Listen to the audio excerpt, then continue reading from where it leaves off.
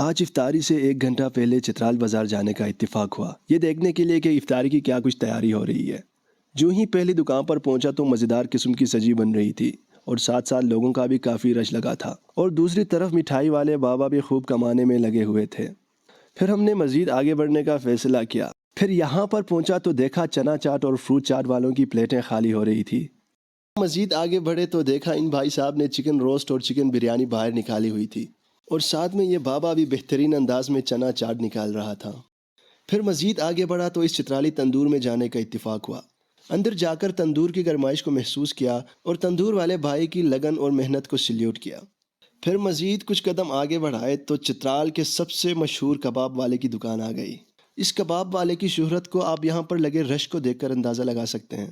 پھر چوک پر کھڑے اس پولیس والے بھائی کو بھی اپریشیٹ کیا جو روزے کی حالت میں اپنی ڈیوٹی بخوبی نبھا رہا تھا۔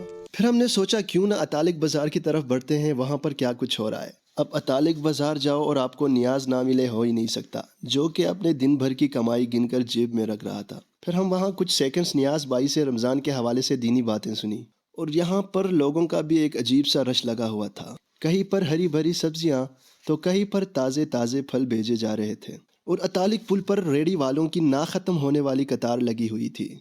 اور یہاں پہ لگا رش دیکھ کر یوں لگ رہا تھا کہ مہنگائی کا لوگوں پر کچھ خاص اثر نہیں ہو رہا۔